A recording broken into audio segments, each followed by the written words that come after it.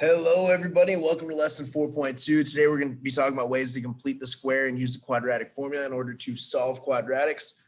So let's get cooking talking about completing the square and the quadratic formula. So the first thing I want to show you is our main goal is to solve a quadratic in standard form. We're going to work up to that. First, let's look at something like this. So the main reason I want to show you something like this is we know how to solve this right now. Algebraically, if this thing is squared, to undo the square, I square root both sides of the equation.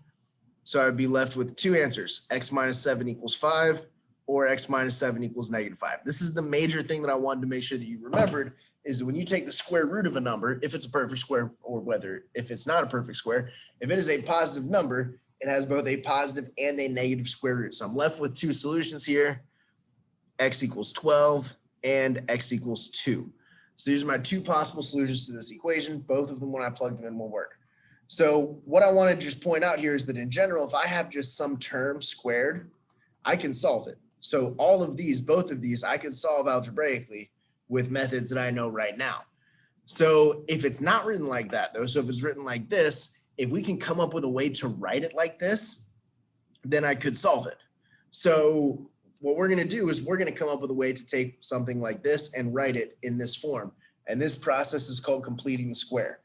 All right, you will use this process in likely all the rest of your math classes that you take during high school. If you take any college math classes, more than likely they will assume that you know how to complete the square.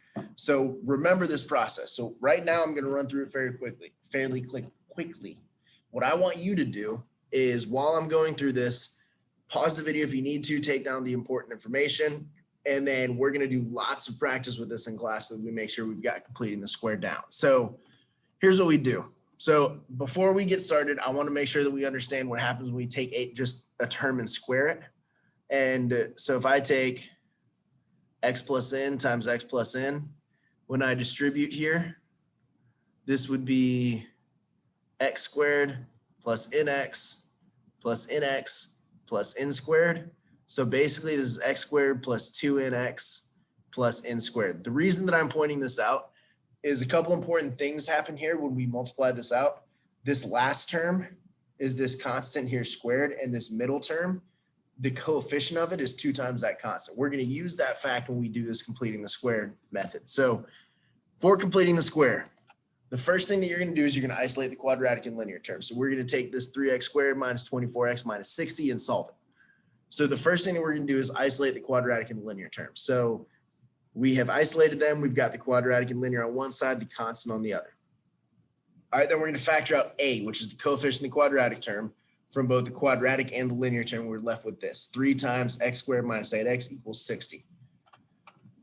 All right, and we're going to run back through this in class. Again, your job right now is to get down the important facts and kind of follow through this process and see if you can follow this first process. If not, make note of where you get lost and ask me about it when class starts. So step 3 we're going to do is we're going to take the new coefficient of the linear term divided by 2. So right here, that new coefficient is -8. We're going to divide it by 2. The reason we're dividing it by 2 goes back to that example that we just did right here. This shows, hey, if I have a perfect square, then this linear term should have a coefficient that is 2 times whatever the constant is. So when I do that and divide it by 2, I get -4, which means this, eventually what this tells me is that my end goal is to write this as x minus 4 squared. So that's my end goal. But before I can do that, I need to figure out what I need to add into the equation to make that possible. So to figure out what that number is, I'm going to take this value that I got for Bob. I named him Bob just because he's important and I need to remember him. And Bob sounds like an important dude. So I'm going to take that value, -4, and square it. So -4 squared is 16. And I'm going to add the 16 inside of parentheses. All right. So, but what I need to make sure that I remember is that this is an equation, which means that things are equal. And if things are equal, I can't just add a number in all willy-nilly and just decide, hey, that's cool, I'm just going to leave it there. Can't do that. So what I need to think about is if I just added a 16 on the left side of this equation, I also need to add something on the other side of the equation. That number is 48. The reason that it's 48 is because when I added in the 16, it was in parentheses being multiplied by 3. So then this is going to be 48 in order for me to maintain equality. There are a few other ways that you could have done this. So you don't have to write this down. You don't have to necessarily do this right now, but there are a few other ways that you could have done this. One of them is you could have noticed that 60 is divisible by 3.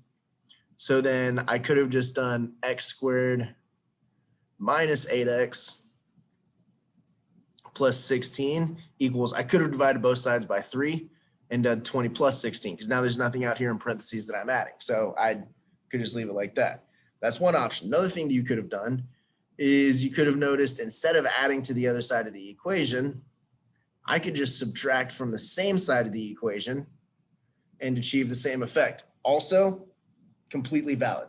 Both methods will work. All right. So this method generally will be accepted and used when we're trying to actually solve it. This method is what will be much more helpful when we're trying to put something into vertex form. This method is what we're going to use right now just to help us understand why we're adding something to both sides of the equation in order to maintain equality for the function. All right, so now that I figured out what to add to the other side of the equation, I now have it in a form where I can factor it. So right here, if we notice, x squared minus 8x plus 16 is x minus 4 squared. So I'm going to rewrite this as x minus 4 squared, and I'm now left with an equation that I can solve. All right, so again, I know that this sounds complicated. Your job right now is just to get the steps down, see if you can follow that logic. And now I'm just going to finish solving this. If this is times 3, I can rewrite this as x minus 4 squared equals 36. 108 divided by 3 is 36. If I square root both sides of the equation, x minus 4 equals 6, or x minus 4 equals negative 6. So I've got two solutions, x equals 10, or x equals negative 2. So these would be my two solutions. Again, your job right now is just to go through that process and make sure that you kind of comprehend the steps. If not, make sure that you write down where you got lost and ask me about it when we get into class. We're going to do lots of practice with this in class. And these are just a few of the practice problems we're going to start with. We're going to figure out what goes here. If you want to, you can try and do this on your own before we get into class, and then let me know what you've got, and we'll see if you guys have got it. All right, we are also going to solve this by completing the square. But what I want to really look at before the end of this video today is to look at how to solve this problem by completing the square. So this is just a generic quadratic. So here's what we're going to do here. So what we're going to do here is we're going to isolate the linear and quadratic term, just like we did a minute ago. So I've got ax squared plus bx equals negative c. I'm going to factor out a. So this is a times x squared plus b over a times x equals negative c.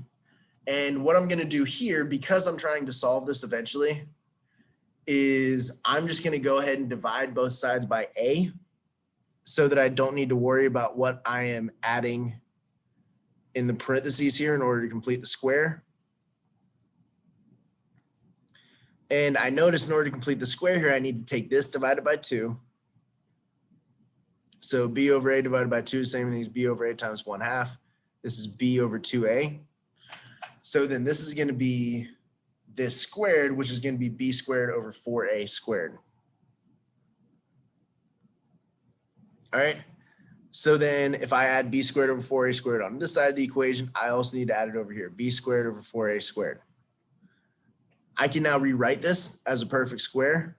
This is x plus b over 2a. And that is equal to, in order to subtract these two things, I need to get a common denominator, and that common denominator would be 4a squared. So this would be negative 4ac over 4a squared plus b squared over 4a squared. All right, sorry, this thing right here is squared. Now to isolate this part, I would need to square root. So I'm left with x plus b over 2a equals, when I add these two things together, they get a common denominator. So I'm just going to write this as b squared minus 4ac. Remember, I'm square rooting both sides of the equation. So this is the square root of the numerator. The denominator, I can actually take the square root of. The square root of 4 is 2. Square root of a squared is a. So this would be over 2a. And then finally, I end up with x equals, and I notice these have the same denominator, so I can just subtract the numerators. This is negative b plus or minus, because remember the square root has a positive and negative square root. B squared minus 4ac, all of that is over 2a. So this equation right here is called the quadratic formula. So write down this quadratic formula, know it, commit it to memory, sleep on top of it, love it. Just really engross this quadratic formula. because this is honestly probably one of, if not the most commonly used all of mathematics. It's used to solve quadratics. So one important note here, in order to use this quadratic formula, our equation needs to be equal to 0. So if you have a quadratic equal to 0, you plug your numbers into the quadratic formula, which we just derived using completing the square, and it'll give you the solutions to the formula. So we're going to look at this one, and we're just going to plug things in. So A here is 4, B is -6, C would be, I need to make sure this equals 0. So I'm going to subtract 19, which gives me -8. So C would be -8. So I'm going to plug things in. So I've got -b, so that's 6, plus or minus square root of -6 squared minus 4 times 4 times -8.